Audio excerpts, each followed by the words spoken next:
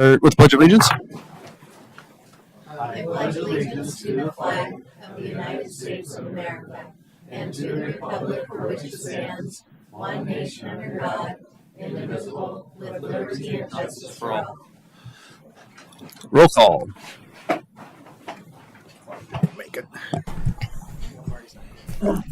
Savers, Goldhammer, Here. Dosher, McCardle, Here. Barrington, Bathke, Here. Charks, Here. Smith. Here.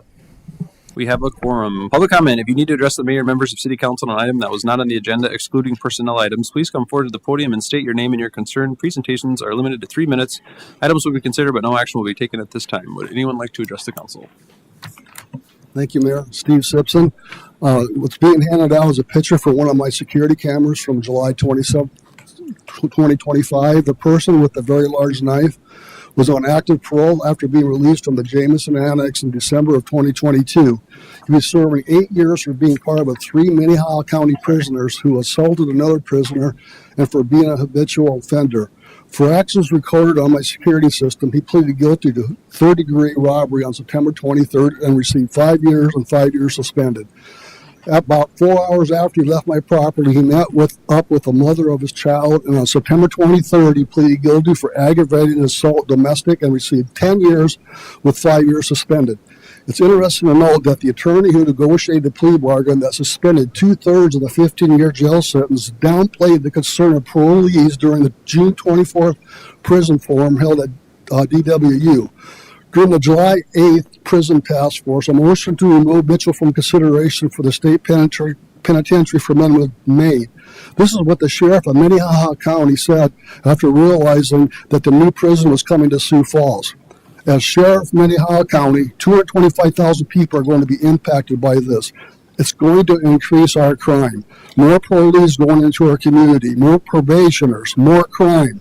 It absolutely is going to have an impact on the community, and I would be lying to say it's not. I know how many parolees and probationers have been shooting people in our community within the last year.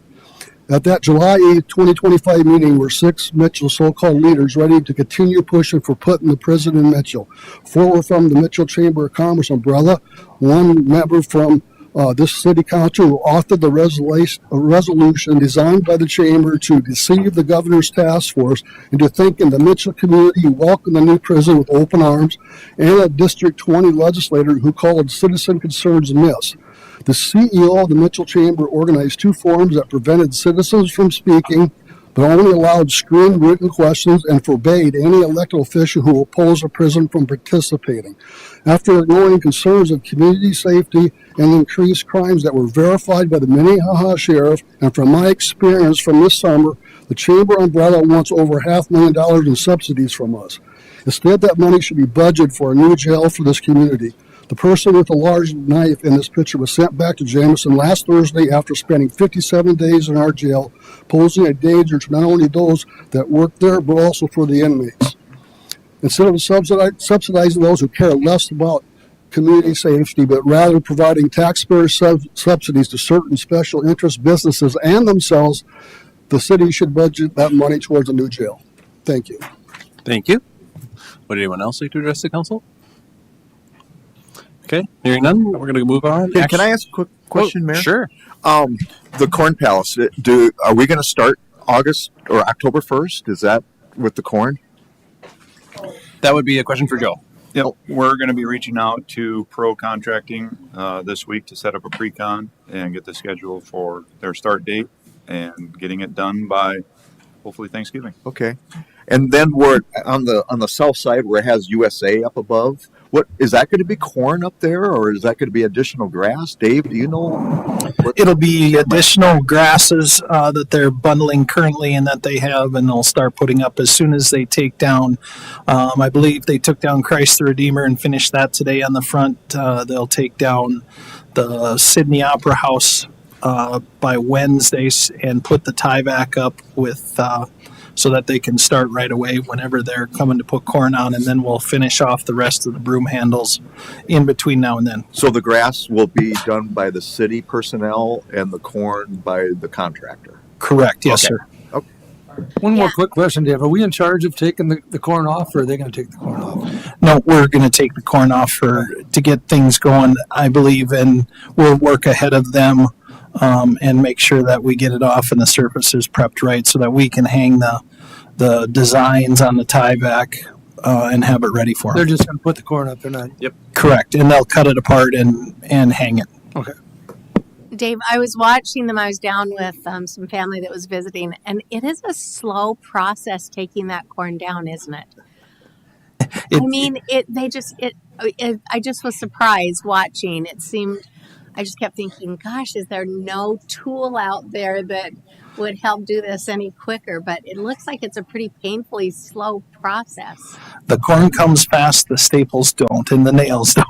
Oh, of course, yeah. So we use about 1 million of them a year, just short of 1 million staples go on to hold all the 325,000 ears we use to cut. So they get average of about 3 nails a piece. So we're just short of 1 million. And so they're making sure every single one of those staples and nails comes out.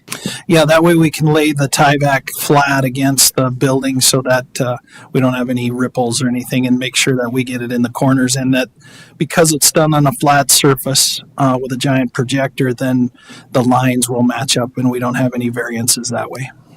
Thanks. Okay, anything else before I move on?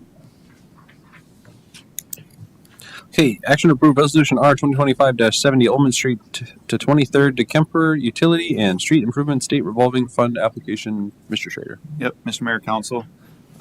This resolution authorizes the City Council to approve and execute an application for financial assistance through the South Dakota Board of Water and Natural Resources. The resolution also designates the mayor to execute and submit the application on behalf of the city and to certify and sign pay requests in the event financial assistance is awarded for the project. The application for financial assistance is in an amount not to exceed $3,930,000.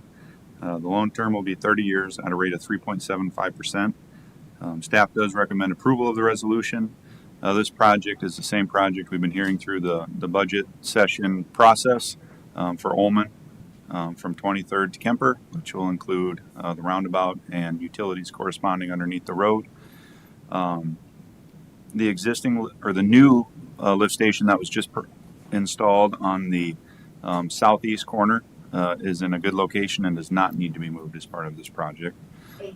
And the county approved the roundabout. Yep, the county did approve the roundabout.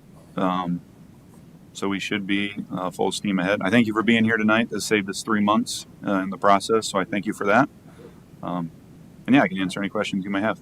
And one additional comment, the current 2026 proposed budget includes this as revenue for the project. So it would be needed to continue with the project the way the budget currently is. Joe, of the 3.3 whatever million, how much is for the roundabout? I thought the number for So- that was, The exact number, I'm not for sure, but there were some costs in the roundabout that were eligible. The item that we talked about needing to come out of general fund was what was left over. So the actual cost, I don't have those numbers in front of me, but I could get those to you broken out. it seems to me it was 700,000-800,000. That's the general fund cost. That is not, that amount that we talked about during budget hearings is not part of the financing application. 15,000. Yep. Okay. So that's what the general fund is contributing towards the roundabout being in place. Correct. So when will design be done for approval? I want to say their schedule is to have the design done later this fall or early winter, so we could bid during the winter time frame. Perfect. And just for the public's information, that design was part of the 25 budget, so the design's been underway this whole time. I did, was in Sioux Falls a couple of weeks ago for something, and I noticed on the one on, I don't know if it's 57th, but they have very little landscape in the middle, and I don't know the correct term of the curb, but it's like a P-style curb, I think they call it, where it's not that straight edge. It's like if a truck hits it, it don't pop up. It kind of rolls up on it, and then they had concrete in the ways further, so if the truck happens to drive in there, I just don't want us doing landscaping in there and bushes and driving over it and through it and everything else. I think ours is designed the same way, right? Yeah. Good. It will be. We are looking at something in the middle, but if council would like, we could bring that back for you guys to approve. But it did have that curb that you talked about and then the buffer area Yep. for trucks. I remember. Is that was some of the comments. I know we received an email, and I drive trucks, so that's a lot of people asking that. How are the trucks going to get around there? It'll be fine. They'll make it. It'll take a couple times of running up on the curb, and you'll realize to get over a little more. So obviously the rate's pretty attractive, which is nice to see. Just curious more than anything, is this the SRF type loan that we get to keep the interest for other projects, or is that for future conversation? We talked to the state if they would allow us to collect non-point source dollars. And they told us we need to spend our current dollars down before they will allow additional. And are we attempting to do that then? Yeah, we have the Kiner property that we're looking at doing a project on. We haven't moved forward with it yet just because we were kind of looking to see what the lake project was going to turn into. But we could certainly proceed with that watershed project. I guess we know where we're at on the lake project. We're holding. It's not to say we couldn't move forward with a watershed project within that area. We also were talking about using some of seeing if we could use some of the funds past Lake Mitchell, but more at the entrance to Lake Mitchell, some of the improvements kind of by Kiner property. Right. So that's the funds just for public that might be listening. They will not let us use it within the lake. We have to use it in the watershed. And we all know that we still have work to do in the watershed. Yep, certainly.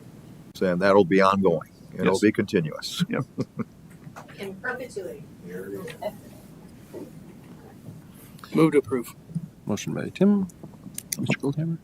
Second, Second by Mrs. Sharks. Further discussion? this is a great project, and so This is a great project. I'm just so grateful that this is something that we're working on. So thanks for everybody's willingness to do this. Would anyone in the audience like to discuss this? Okay. All those in favor of the motion say aye. Aye. Opposed, same sign. Motion carries, and we're adjourned. Yes.